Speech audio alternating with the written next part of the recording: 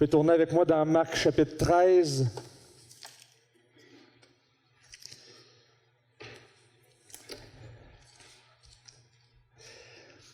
Alors, avant de lire le texte, quelques petites remarques rapides. Marc n'est pas l'évangile de Matthieu.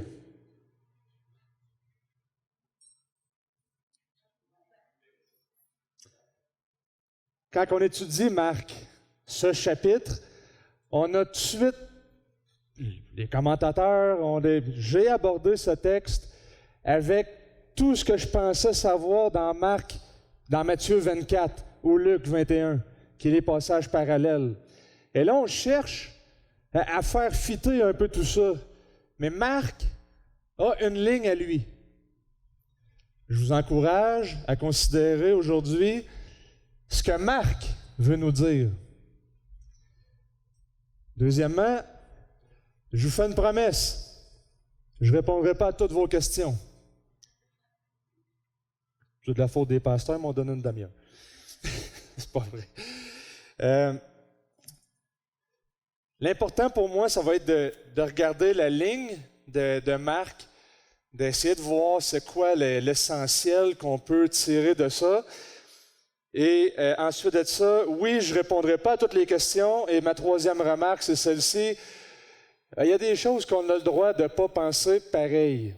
Okay? Il est possible, et même ça va arriver, que vous allez dire, parce qu'à un moment donné, il va falloir que je donne mon idée sur le texte, mais ça se peut que vous disiez, pas sûr que c'est ça. Parfait.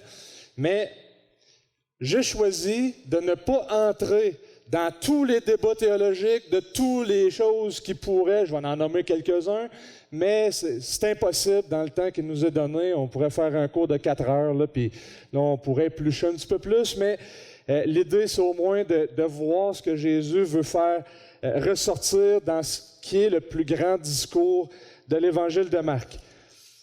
Et on va lire Marc chapitre 13, et je ne ferai pas ce que j'ai dit à Matthieu, je vais lire aussi chapitre 14, 1 et 2, parce que dans mes études, je me suis rendu compte que c'était connecté, mais avant de l'étudier, j'avais dit à Matthieu, non, coupe ça, mets ça pour l'autre prédicateur, mais ça va ensemble.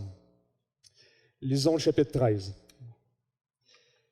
Lorsque Jésus sortit du temple, un de ses disciples lui dit, « Maître, regarde, quelle pierre, quelle construction! » Jésus lui répondit, « Vois-tu ces grandes constructions? Il ne restera pas pierre sur pierre qui ne soit renversée. » Il s'assit sur le mont des Oliviers en face du temple, et Pierre, Jacques, Jean et André lui posèrent en privé cette question. « Dis-nous, quand cela arrivera-t-il et quel sera le signe annonçant la fin de toutes ces choses? » Jésus se mit alors à leur dire, « Prenez garde que personne ne vous séduise, car plusieurs viendront sous mon nom et diront, « C'est moi », et ils séduiront beaucoup de gens. Quand vous entendrez parler de guerre et de bruit de guerre, ne vous alarmez pas, car cela doit arriver, mais ce ne sera pas encore la fin. Une nation s'élèvera contre une nation et un royaume contre un royaume. Il y aura par endroits des tremblements de terre. Il y aura des famines. Ce sera le commencement des douleurs. Prenez garde à vous-même. On vous livrera aux tribunaux. Vous serez battus de verges dans les synagogues. Vous comparaîtrez devant les gouverneurs et devant les rois à cause de moi, pour leur servir de témoignage. Il faut premièrement que la bonne nouvelle soit prêchée à toutes les nations. Quand on vous amènera pour vous livrer, ne vous inquiétez pas d'avance de ce que vous direz, mais dites ce qui vous sera donné à l'heure même, car ce n'est pas vous qui parlerez, mais l'Esprit Saint. Le frère livrera son frère à la mort, et le père à son enfant, et le père son enfant. Les enfants se soulèveront contre leurs parents et les feront mourir. Vous serez haïs de tous à cause de mon nom, mais celui qui persévérera jusqu'à la fin sera sauvé. Lorsque vous verrez l'abomination de la désolation établie là où il ne doit pas être, que le lecteur fasse attention. Alors que ceux qui seront en Judée fuient dans les montagnes, que celui qui sera sur la terrasse ne descende pas et ne rentre pas pour prendre quelque chose à sa maison, et que celui qui sera dans les champs ne retournera pas en arrière pour prendre son manteau. Malheur aux femmes qui seront enceintes et à celles qui allaiteront en ces jours-là. Priez pour que cela n'arrive en hiver. Ce seront des jours de tribulation tels qu'il n'y en a pas eu jusqu'à maintenant de semblables depuis le commencement du monde que Dieu a créé et qu'il n'y en aura plus jamais. Et si le Seigneur n'avait abrégé ces jours, personne ne serait sauvé, mais les a abrégés à cause des élus qu'il a choisis. Si quelqu'un vous dit alors, le Christ est ici ou il est là, ne le croyez pas. Car il s'élèvera de faux Christ et de faux prophètes. Ils opéreront des signes, des prodiges pour égarer, si possible, les élus. Soyez sur vos gardes, je vous ai tout prédit. Dans ces jours, après cette tribulation, le soleil s'obscurcira, la lune ne donnera plus sa clarté, les étoiles tomberont du ciel et les puissances qui seront dans les cieux seront ébranlées. Alors on verra le Fils de l'homme venir sur les nuées avec beaucoup de puissance et de gloire. Alors il enverra ses anges et rassemblera ses élus aux quatre coins du vent, de l'extrémité de la terre jusqu'à l'extrémité du ciel. Recevez l'enseignement de la parabole du figuier. Dès que les branches deviennent tendres et que les feuilles poussent, vous savez que l'été est proche. De même, vous aussi, quand vous verrez ces choses arriver, sachez que le Fils de l'homme est proche à la porte. En vérité, je vous le dis, cette génération ne passera point que tout cela n'arrive. Le ciel et la terre trembleront, mais les paroles ne passeront point. Pour ce qui est du jour ou de l'heure, personne ne le connaît, pas même les anges dans le ciel, pas même le Fils, mais le Père seul. Prenez garde, veillez et priez, car vous ne savez quand cela sera le moment. Il en sera comme d'un homme qui part en voyage, laisse sa maison, donne pouvoir à ses serviteurs, et chacun sa tâche et commande au portier de veiller. Veillez donc, car vous ne savez quand viendra le maître de la maison, le soir, au milieu de la nuit, au chant du coq ou le matin. Craignez qu'il n'arrive à l'improviste et ne vous trouve endormis. Ce que je vous dis, je le dis à tous, veillez. La fête de Pâques et des pains sans levain devait avoir lieu 2 jours après. Les principaux sacrificateurs et les scribes cherchaient comment se saisir de Jésus par ruse et le mettre à mort. Car il disait pas en pleine fête, afin qu'il n'y ait pas de tumulte parmi les peuples. Prions. Seigneur grand Dieu, tu es un Dieu de promesses, un Dieu qui fait ses promesses et qui les accomplit à la perfection. Donne-nous aujourd'hui, par ton Saint-Esprit, de saisir l'essentiel de ce message majestueux qu'on trouve dans ce texte. Garde-nous des disputes, garde-nous de nos préférences. Aide-nous à préserver à la fois l'unité et l'amour. Et surtout, Seigneur, affermis en nous la conviction de ton Évangile. Transforme nos cœurs afin d'y être préparés. Amen. En 2012, il y a eu une espèce d'engouement sur la fin du calendrier Maya. Vous vous souvenez de ça? Il y a eu des films là-dessus, toutes sortes d'affaires, la fin du calendrier Maya, qui était supposé d'annoncer la fin du monde. Et là, il y a une journaliste dans la région qui a cru bon faire une espèce d'article sur comment que les religions voient la fin du monde. Il y avait un bouddhiste là-dedans, un musulman, puis je ne sais pas comment, je ne me souviens plus, mais elle a eu comme référence que je pourrais peut-être répondre à ces questions en ce qui concerne le christianisme. Fait qu'en tant que bonne journaliste, elle s'est mise à lire l'Apocalypse, le livre de l'Apocalypse dans la Bible, et elle a cliqué sur Google Apocalypse, et là, c'était « Wouhou! » Et là, elle m'a appelé. Elle était complètement perdue. Le sentiment de cette journaliste est compréhensible. Même pour nous chrétiens, lorsqu'on lit un texte comme Marc 13, il y a des affaires là-dedans où on se dit « Oh boy! » Que faire? Alors, ce que j'ai fait avec elle, c'est qu'elle avait 1 million de questions. C'est quoi la bête à 7 têtes, puis ci, puis les études, regarde-les. Mais, à mon sens, la meilleure réponse à y donner, c'était l'Apocalypse. C'est une prédication de l'Évangile qui annonce la victoire de l'agneau qui a été immolé et qu'à la fin, tout le monde qui croit en lui vont gagner parce que l'agneau a vaincu. C'est ça le point de l'Apocalypse. C'est pour rassurer, c'est pour préparer ceux qui sont en train de souffrir.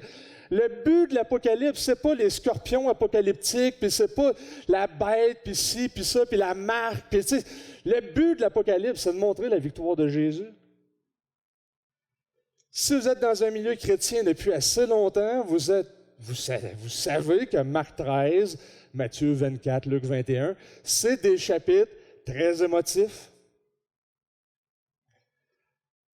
Et Marc 13 est probablement le chapitre le plus difficile à interpréter, du moins dans les évangiles. D'ailleurs, je pense que les prédicateurs sont tous venus me voir un après l'autre en me disant « Je suis content que ce soit toi. » Et en fait, j'espère à la fin que vous aurez l'enthousiasme de poursuivre vos études, parce que, comme j'ai dit, je ne répondrai pas à toutes les questions, mais c'est un texte vraiment passionnant. Alors, laissez-moi prendre une gorgée d'eau. Mon café, il est là. Et c'est parti. Allons dans le cœur du sujet. Je commence par une question. La question va vous surprendre. Je vous pose cette question-là qui est vraiment importante. Si le discours de Jésus est situé juste avant la passion, le fait qu'il va être livré, mis à mort, etc., est-ce en fait une préparation apocalyptique à sa passion? Si tel est le cas, alors le langage et l'imagerie du discours apocalyptique qu'on trouve ici de Jésus aideront à nous éclairer sur la croix que Marc est en train de dépeindre. Et j'aimerais que vous montriez que c'est le cas. Commençons par le contexte de Marc 13. Marc 13 se situe dans une section plus large des chapitres 11 à 13 qui décrivent les 3 dernières journées du ministère public de Jésus avant sa mort. Dans sa structure littéraire, le chapitre 13 est le point culminant de l'enseignement de Jésus qu'il va faire à l'extérieur du temple, parce qu'il a enseigné dans le temple, et là on va le voir qu'il sort du temple. Et Marc est le seul parmi Matthieu, Marc et Luc. Marc, c'est le seul auteur qui place les actions de Jésus au temple dans le contexte de la malédiction qu'il fait à un figuier avant d'entrer dans le temple, le figuier maudit qu'on a déjà vu, qui annonçait que il va y avoir un jugement qui va arriver, et puis là on voit qu'il va chasser, il va retourner les tables, on voit tout ça. Et le chapitre 12, il va condamner les chefs religieux qui cherchent à le faire mourir. Et j'ai lu les 2 derniers versets parce qu'à la fin du discours, les 2 premiers versets du chapitre 14, Marc veut ressouligner que, n'oubliez pas, les chefs religieux voulaient le faire mourir. Alors, on a tendance à lire Marc 13 d'un point de vue isolé, comme si c'était un discours apocalyptique complètement futuriste, mais Marc prend quand même la peine de nous rappeler, n'oubliez pas, hein, ils veulent me faire mourir. Alors, compte tenu du mouvement du récit, la place du discours que Marc y fait, les jugements qui vont venir vont s'adresser, ou s'adressent particulièrement, puis il est en train d'accomplir la malédiction aussi qu'il avait faite au figuier. Et d'ailleurs, il va donner 2 paraboles à la fin du chapitre, dont un qui se trouve à être le figuier aussi. Donc, il revient avec une parabole concernant le figuier pour dire, bien, ça s'en vient, prenez garde, et puis là, vous ne savez pas le jour, vous ne savez pas. Et il va réimager de la même façon. Alors, là, c'est là qu'on embarque dans le mouvement de Marc 13. Là, on rentre dans le texte un petit peu. Ah, c'est le fun. L'introduction. Ils sortent du temple. Les disciples en arrivent à dire « Ah, wow, avez-vous vu les pierres? Avez-vous vu tout ça? » Donc, déjà là, il y a une discussion chez les commentateurs. Il y en a qui disent « Ben, les auteurs étaient habitués de voir les pierres du temple et tout ça. Pourquoi qu'ils soulignent ça? Donc, c'est pour les disciples, surtout après tout ce qui est venu dans les chapitres précédents, ils ont vu les chasser, tout ça. Ceux qui vendaient des trucs dans le temple. Fait qu'il y en a qui disent, non, les disciples avaient la théologie de Zion, c'est-à-dire qu'un jour, le roi qui est entré à Jérusalem, qu'on a vu dans les dernières semaines, il va mettre un peu un terme à tout ça, puis il va établir le royaume. Fait qu'il y en a qui disent que ça, c'est les disciples qui pensaient ça, et c'est pour ça qu'ils pointent le temple en disant, voyez. Bon. En même temps, c'était quand même impressionnant. Même je lisais que, il reste un mur du temple, puis je lisais que, il y a quelques années, ils ont fait des fouilles, et puis ils ont découvert que, en fait, la muraille qu'on voit n'est même pas complète, c'est qu'elle descend encore dans le ciel. Fait que, dans le ciel, dans le sol, elle descend. Elle descend dans le sol, et puis là, c'est encore plus impressionnant. Bon, déjà là, vous voyez, on est déjà dans le contexte, il y a déjà des débats, mais toujours est-il que les disciples vont poser deux questions. Parce que Jésus va faire, en fait, il dit, vois-tu ces constructions, il ne restera pas pierre sur pierre qui ne soit renversée. C'était tellement vrai qu'en 70, quand il y a eu la destruction du temple, ça a pris feu, puis il y avait beaucoup d'or, ça a coulé dans les pierres du temple. Puis les Romains, quand ils ont vu ça, ils ont pris les pierres, ils les ont transportées ailleurs pour aller ramasser l'or qui était dedans. Donc, déjà, historiquement, on sait que Jésus, au moins, il prédit ça. Mais en plus de ça, c'est que là, les disciples vont lui poser la question, quand cela arrivera-t-il et quel signe ça va annoncer la fin? Bon, déjà un autre débat. Qu'est-ce qu'il veut dire par la fin? Bon, mais Marc commence la prédication de Jésus par ces mots. Le temps est accompli et le royaume de Dieu est proche. Repentez-vous et croyez la bonne nouvelle. Alors, pour Jésus, dans le Nouveau Testament, les temps de la fin, c'est quand Jésus arrive, et bon, à certaines occasions. Après ça, les temps futurs, par rapport à nous, là, mettons, il y a d'autres mots aussi pour ça. La dernière heure, tu sais. Mais dans le contexte de Marc commence en disant, le roi est arrivé, repentez-vous, les temps sont là. Déjà, ça, c'est intéressant. Et là, en plus de ça, Jésus va répondre aux questions des disciples, mais dans l'ordre inverse. Il va commencer par les signes. Le discours de Jésus répond donc à ces deux questions. Quand cela va-t-il arriver, puis c'est quoi le signe? Verset 7. Quand vous entendrez parler des guerres, bruit de guerre, etc., ça, c'est pas encore la fin. Bon, OK.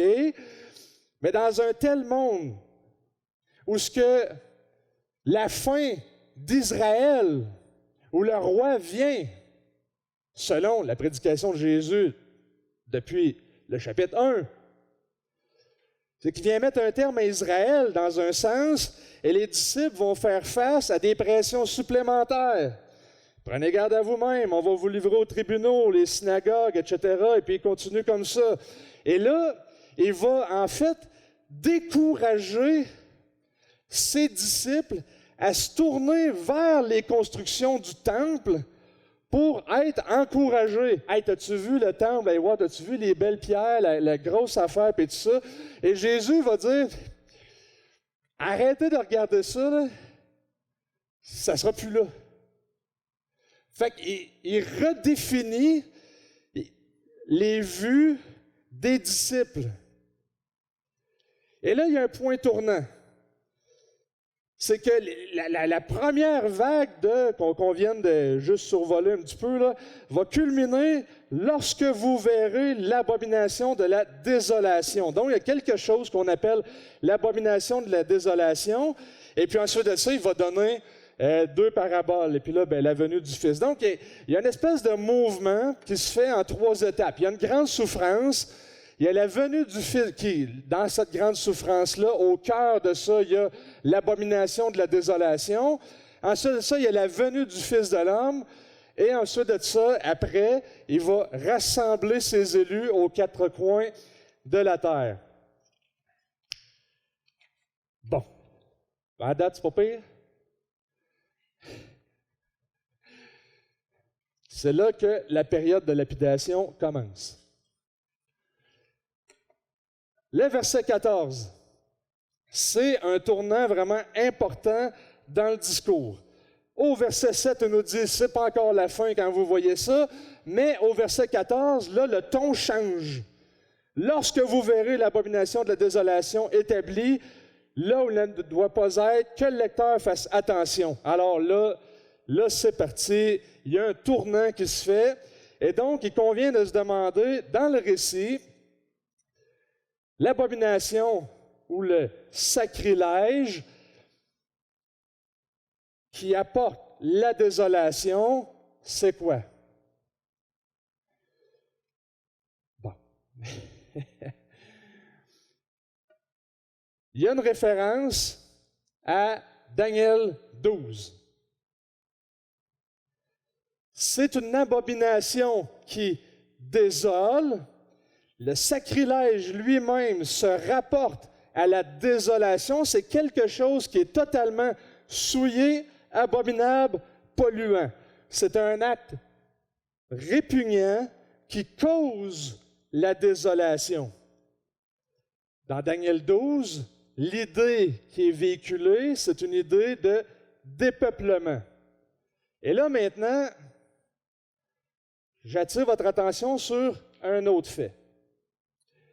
Chez les commentateurs, Daniel 12, c'est le classique, ça sort tout de suite en premier, citation, puis tout ça. Et là, j'ai parlé à quelqu'un, il y a 2 semaines à peu près, puis j'ai changé ma position quand j'ai compris une chose sur ce passage-là. C'est que son directeur de thèse, à la personne à qui je parlais, il avait fait un écrit sur ça, puis elle me l'a envoyé. Puis l'auteur, ce qu'il disait, c'est que, en fait, ce n'est pas une citation exacte de Daniel 12. Il y a des mots de Daniel, puis il y a des mots de Jérémie chapitre 7. Alors là, je me suis dit, je vais aller lire Jérémie chapitre 7. Jérémie chapitre 7, c'est Jérémie qui sort du temple. Et Dieu demande de prophétiser à l'extérieur du temple sur la destruction du temple. Qui va, et en fait, même dans les versets, je vais vous lire. Puis, à matin, je demandais à ma femme, pendant qu'on montait, elle dit, lis-moi Jérémie chapitre 7. Je n'ai pas le temps de le lire au complet, mais ça vaut la peine juste de se mettre dedans. La parole qui fut adressée à Jérémie de la part de l'Éternel en ces mots. Tiens-toi à la porte de la maison de l'Éternel, et là proclame cette parole. Tu diras, écoutez la parole de l'Éternel, vous tous de Juda, qui entendez, qui entrez par ses portes pour vous prosterner devant l'Éternel, ainsi par l'Éternel, etc., etc. Ne vous confiez pas en des paroles trompeuses en disant, vous voyez Jésus qui dit, attention, il y en a qui vont venir pour vous séduire, c'est ici le temple de l'Éternel. Ne vous laissez pas séduire par c'est ici le temple de l'Éternel, le temple de l'Éternel, le temple de l'Éternel. Si vraiment vous réformez, etc., etc. Et plus tard, il va parler au verset 30, car les fils de Juda ont fait ce qui est mal aux yeux de l'Éternel, ils ont placé leur abomination dans la maison dans laquelle vous invoquez son nom, elle a été souillée. Hey, quand j'ai vu ça, pour moi, ça a fait « Oh, tant peu, là, c'est... » Premièrement.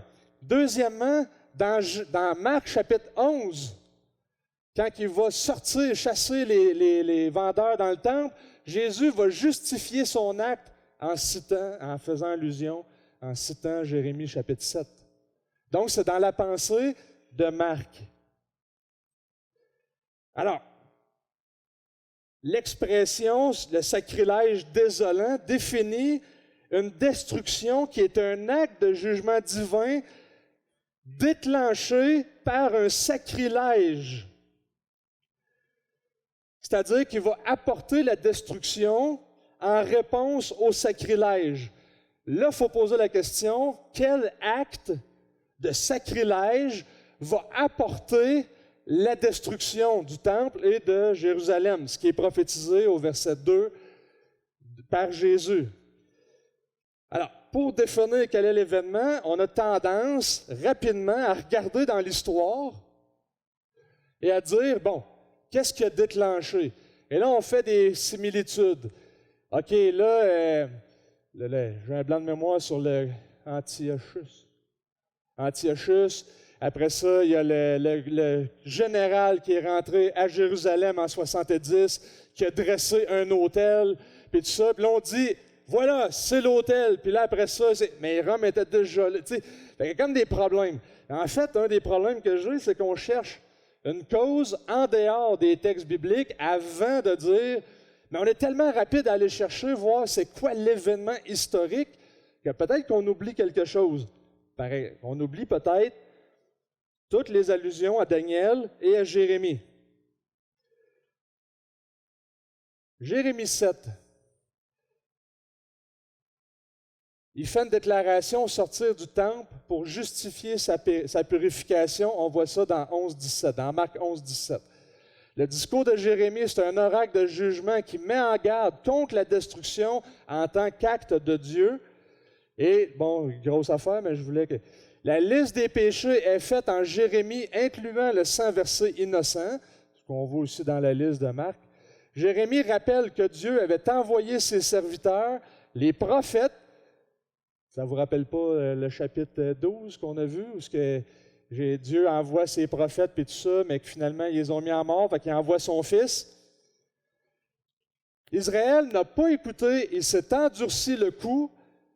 Ça rappelle la parabole des vignerons que Jésus enseigne. Et Jérémie prétend que ces abominations sont des idoles détestables que les Israélites ont érigées et adorées dans le temple lui-même. Et Jérémie termine par une déclaration selon laquelle, en conséquence, toute la terre deviendra une désolation. Abomination, désolation, c'est là. À la lumière de ces quelques détails, et là j'en passe beaucoup, j'aimerais vous suggérer que dans le contexte de Marc 13, 14, ce qui est en vue, c'est le rejet du Messie qui a débouché dans sa crucifixion. Vu par Dieu comme un événement abominable, un sacrilège qui va amener le jugement sur la destruction de Jérusalem et du temple. La mort de Jésus sur la croix, dans un contexte juif, maudit soit celui qui est pendu au bois, est un sacrilège. Contextuellement, dès la fin du discours de Marc 13, le récit nous rappelle, ils veulent le faire mourir. L'exécution du Messie marque la fin de la patience de Dieu avec son propre peuple et précipite les actions qui entraînent la désolation de Jérusalem aux mains des Romains, semblable à ce qui avait été fait quelques siècles auparavant par les Babyloniens.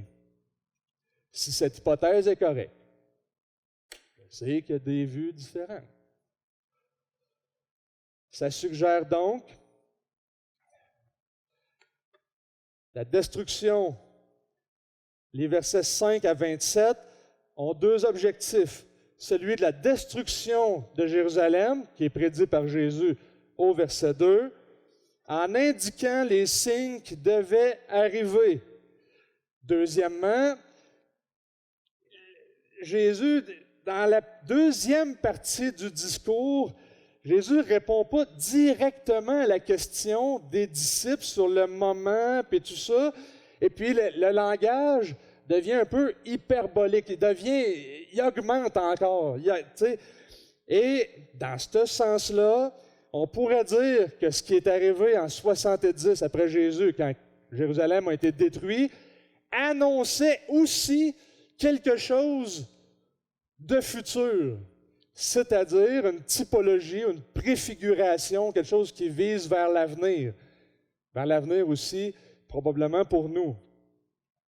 C'est-à-dire, pour être plus clair, la deuxième venue du Seigneur. Mais en même temps, ils ne croyaient même pas que Jésus était pour mourir, alors de parler qu'il va revenir une deuxième fois, c'est comme un peu... Fait que, il utilise un certain langage pour dire, ça semble apocalyptique. On lit l'Apocalypse, Marc 13, à un moment donné, on voit des... Fait il y a quelque chose qui est annoncé aussi. Bon. Ça va pour ça, je suis encore vivant. La venue du Fils de l'homme.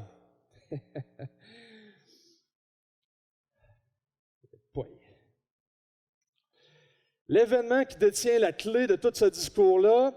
Évidemment, Daniel est au cœur de tout ça. J'ai vu comme un fils d'homme venir dans les... Bon, j'ai regardé pendant mes visions nocturnes et voici que sur des nuées du ciel arriva un fils d'homme. Il s'avança vers l'ancien des jours et on le fit approcher de lui. On lui donna la domination, l'honneur et la royauté.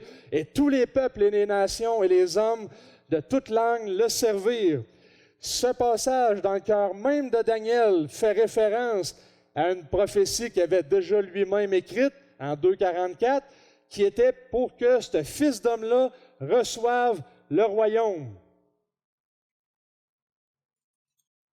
Donc, il reçoit le royaume, juste pour... le temps est accompli et le royaume de Dieu est proche. Repentez-vous et croyez. C'est dans le contexte de Marc. On va lui donner la domination. Et c'est ici qu'il faut poser la question, quelle est cette venue du Fils de l'homme? Généralement, il y a deux positions qui sont apportées. Oups, je ne vous donne pas la mienne tout de suite. La première possibilité, c'est futuriste, c'est-à-dire qui fait référence à ce qu'on appelle la parousie, ou si vous aimez mieux, la deuxième venue du Seigneur. Donc, c'est futur par rapport à nous, évidemment, par rapport aux apôtres aussi. Dans ce sens, c'est futur à la fois par rapport aux événements connus dans l'Évangile de Marc, et aussi par rapport à ses lecteurs. Il y a une deuxième possibilité, c'est ce qu'on appelle la vision prétériste, c'est-à-dire que tout ce qui est contenu là-dedans est accompli en l'an 70 après Jésus. Il y a même des auteurs qui vont dire que Jésus est revenu en 70. D'une manière un peu spirituelle. Bon, en tout cas, fait que ça jongle, regarde. Et là, il y a des variations sur le même thème, à peu près aussi nombreuses que de chrétiens qui ont étudié ce texte-là.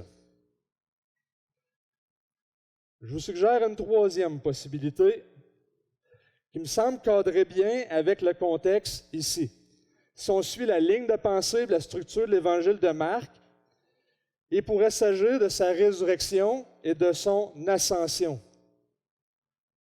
Quelques raisons qui me font proposer cette interprétation.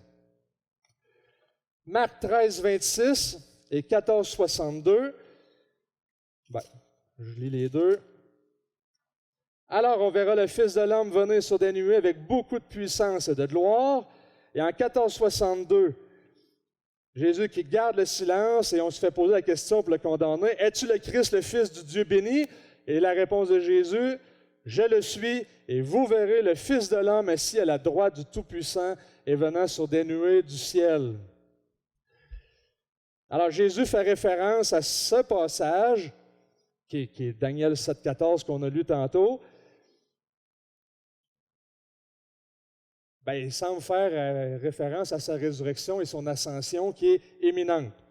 Deuxièmement, une telle lecture, je pense, renforce l'identité de Jésus comme un prophète. C'est rare, mais Jésus dit « Je vous l'ai prophétisé, cette génération-là ». Alors, la génération dans laquelle ils vont voir ces choses-là vont être à même de témoigner de la puissance de la prédiction comme étant un prophète de Jésus. Et ça nous amène à une dernière observation, c'est qu'en 13:30, il nous dit, en vérité, je vous le dis, cette génération ne passera pas tant que tout ça n'aura pas lieu.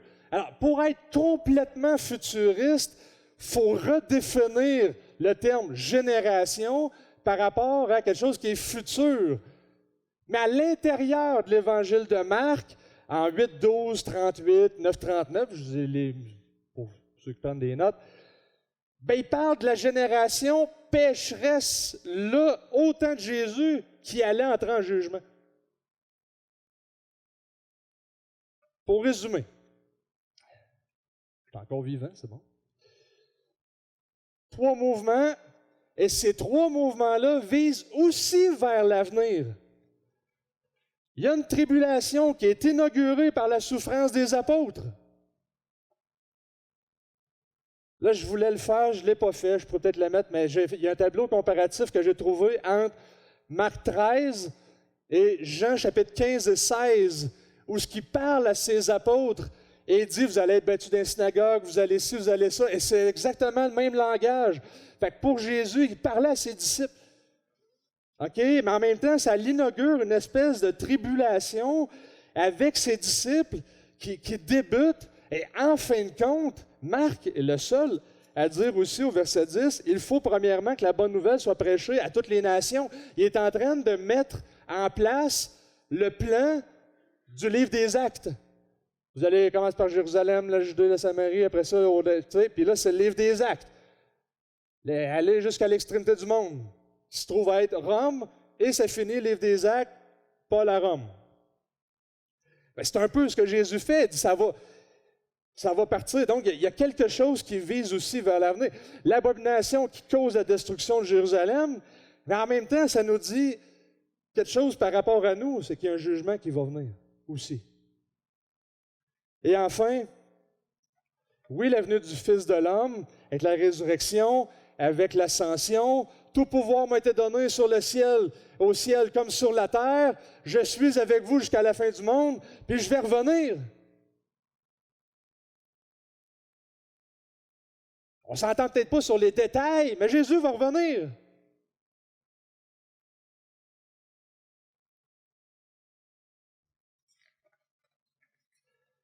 Par conséquent, peu importe votre position concernant les points que j'ai donnés, puis il y aurait bien des discussions, puis bien d'autres choses qu'on peut dire à ça, mais je crois qu'il y a un noyau quand même commun qu'on peut dire. Tu sais, Jésus, c'est une abomination, sa mort, il est ressuscité, il est dit, bon, OK, on ne place peut-être pas tout dans le même ordre, là, exactement, dans le passage, mais il y a quand même un noyau évangélique, solide, qu'on peut tenir ferme. Et j'ai essayé de vous le résumer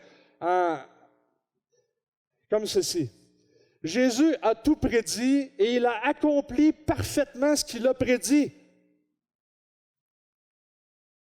Ces prédictions et leur accomplissement annoncent des événements de grande envergure qui eux-mêmes visent vers le futur. Par conséquent, prenez garde, veillez et priez.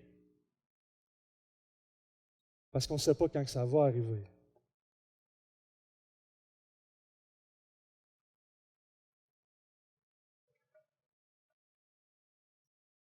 On a tout notre modèle théologique. Le Seigneur va revenir de cette manière-là, puis il va revenir, non, comme ça, puis là, on a notre tableau qu'on accroche sur nos murs, puis tout ça. Puis les Juifs aussi, ils avaient le petit tableau. Ah, puis le Messie, là, il va venir de même, puis il va venir comme ça, puis tout ça. Puis quand le Messie il est venu, bien, ils ne l'ont pas reconnu, puis ils ne fitaient pas dedans. Qu'est-ce qu'ils ont fait? Bien, ils l'ont crucifié. Puis nous autres, notre modèle, il est tellement beau et tellement bien fait.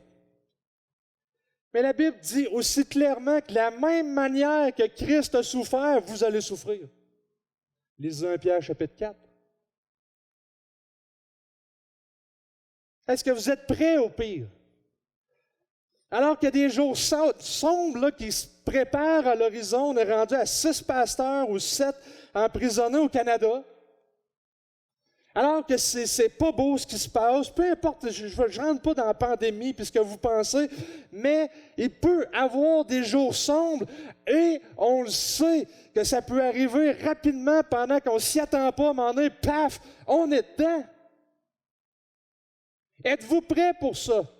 Mentalement, spirituellement, pendant que des fois, on n'est même pas capable d'être chrétien aujourd'hui pendant que tout est facile. Imaginez, mais ça va être dur. Je suis chrétien, c'est vrai. La Bible, c'est vrai d'un bout à l'autre. Mais ne me demandez pas trop. Du pain, puis des jeux, Netflix, puis de la PCU. Tu sais, j'ai mon ticket. J'ai mon ticket. Mais la vie éternelle, c'est pas un ticket. La vie éternelle, c'est qu'ils te connaissent, toi, le seul vrai Dieu, celui que tu vas envoyer, c'est pas un ticket. Si vous n'êtes pas chrétien aujourd'hui, j'aimerais vous lire un verset.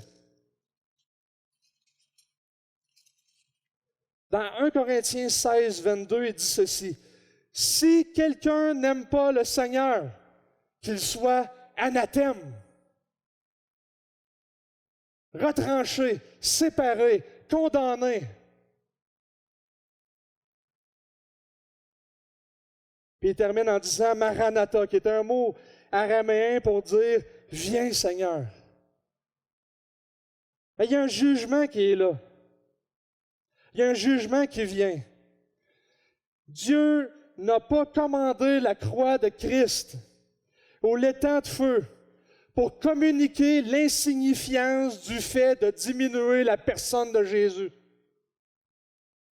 La mort du Fils de Dieu et la damnation des êtres humains non repentis sont les cris les plus forts sous le ciel qui témoignent que Dieu est infiniment saint, que nos péchés sont infiniment offensifs et que la colère de Dieu est infiniment juste, mais que la grâce de Dieu est infiniment précieuse.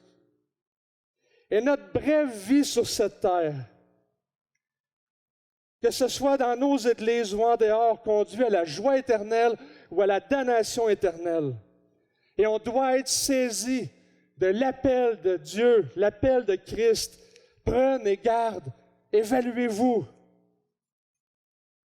Dieu a déterminé que son Fils était pour être crucifié, puis que l'enfer était pour être terrible, afin que nos témoignages soient les plus clairs possibles pour exprimer le véritable enjeu.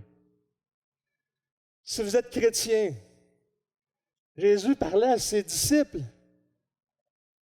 Pierre, Jacques, Jean, André, les colonnes de l'Église, puis il dit « Prends garde ». C'est la première chose qu'il dit. Ah ouais, comment ça va arriver, ça là? La première chose qu'il dit, c'est « Prends garde que personne ne vous séduise ». Les colonnes de l'Église, puis ils exhortent. Il y a un sérieux là-dedans. Prenez garde. Ils soulignent l'importance de la vigilance, de la persévérance. Et pendant qu'il y a des millions de personnes qui sont obnubilées par les nouvelles quotidiennes, qui regardent les statistiques de la COVID, qui deviennent de plus en plus anxieuses, l'Église n'est pas différente. On n'est pas comme le monde. On ne doit pas être dirigé par la crainte de la mort et l'anxiété que les nouvelles nous font. C'est pas ça, être chrétien. Et pendant que ces millions de personnes cherchent du réconfort dans l'écoute de leurs téléséries sur des écrans de télé toujours de plus en plus grands, on entend des messages de psychologie populaire au travers de l'épreuve. Prenez du temps pour vous. Faites des tartes. Relaxez, on vous fournit le divertissement. Si seulement cette génération pouvait voir le monde tel que Dieu le voit, qui n'est pas dominé par le sérieux de Dieu. Prenez garde. Veillez et priez. D'où va venir la force d'échapper à toutes ces choses? Luc va dire les choses un petit peu autrement, il va dire « Prenez garde à vous-même de craindre que vos cœurs ne s'apesantissent par les excès du manger et du boire et par les soucis de la vie. » Veillez afin que ce jour ne fonde sur vous et qu'il débarque à l'improviste. Veillez donc et priez afin d'échapper à toutes ces choses et de paraître debout devant le Fils de l'homme. Littéralement, ce que ça dit, puis Marc reprend la même expression au verset 33, « Prenez garde, veillez, priant en tout temps. » Veiller, c'est l'ordre. Prier, c'est la manière de veiller. Alors, d'où va venir votre force d'échapper à toutes ces choses? C'est par votre vie de prière. À quoi ressemble votre vie de prière? C'est une prédication que je me fais à moi-même, les amis, frères et sœurs. Aussi certainement qu'il y a un jugement pour ceux qui ont rejeté Jésus, aussi certainement, il y en a un pour nous. Mais écoutez ceci. Aussi certainement que Dieu va offrir le moyen d'éviter ce jugement, aussi certainement il nous offre ce Sauveur digne de ce nom. John Bunyan a dit ceci, « Le péché défie la justice de Dieu, viole sa miséricorde, raille sa patience, s'oppose à sa puissance et méprise son amour. » Mais heureusement, on a un grand sauveur pour des grands pécheurs que nous sommes. Mathieu a fait une brève liste tantôt. J'ai coché plusieurs fois toute la liste, toute la semaine. Richard Sibbes, un autre puritain, a fait remarquer une chose avec justesse, et je termine avec ceci. Il y a plus de miséricorde en Christ que de péché en nous. Il y a plus de miséricorde en Christ que de péché en nous. Christ est notre seul espoir. Et je veux proclamer haut et fort aujourd'hui qu'effectivement, il y a un jugement qui s'en vient, mais qu'on a un formidable Sauveur qui nous offre, et si vous n'êtes pas chrétien, c'est le moment. Si vous n'êtes pas tombé aux pieds de Jésus, c'est le moment. C'est aujourd'hui le jour du salut. Repentez-vous, car le royaume de Dieu vient, mais d'une manière où ça va être consommé. On va être soit dans la joie éternelle avec notre Rédempteur, ou soit dans la tristesse et les peines éternelles sans lui. Prions. Seigneur Dieu,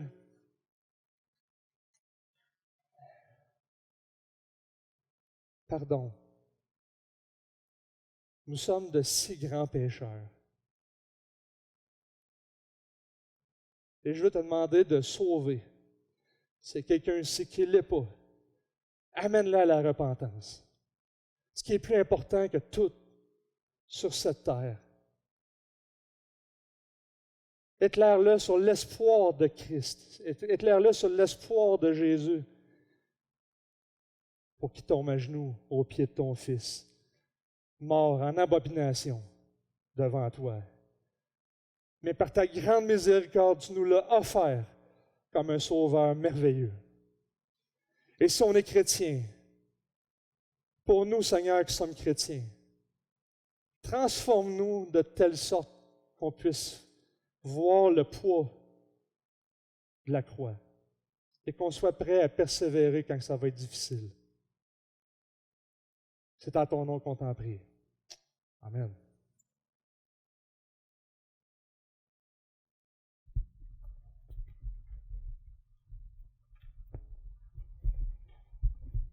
Merci Jean-Luc. Permettez-moi simplement de vous laisser aller avec une commission, de ne pas juste avoir entendu la parole puis de repartir en étant oublieux, mais avec la commission que le Seigneur Jésus lui-même va nous donner ici, à Matthieu 24, où ce qui nous rappelle, c'est pourquoi vous aussi, tenez-vous prêts, car le Fils de l'homme viendra à l'heure où vous n'y penserez pas. Heureux ce serviteur que son maître, à son arrivée, trouvera faisant ainsi. Je vous le dis en vérité, il l'établira sur tous ses biens. Donc cette semaine, frères et sœurs, soyons vigilants. Comme Jean-Luc nous le rappelait, soyons fidèles à la volonté de notre maître bien-aimé. Mais je ne voudrais pas que vous repartiez avec un fardeau ce matin. Je vous laisse avec la bénédiction. Parce que Jésus ne nous laisse pas seuls pour accomplir cette chose-là. Ce n'est pas sur notre propre effort, sur notre propre poids, mais il va terminer l'évangile de Matthieu en disant à ses disciples, en les envoyant eux-mêmes par le monde. Voici, je suis avec vous à tous les jours jusqu'à la fin du monde. Donc, passez une bonne semaine en vous rappelant que Christ vous accompagne et qui est bien disposé à l'égard de ceux et celles qui sont en lui. Donc, bonne semaine.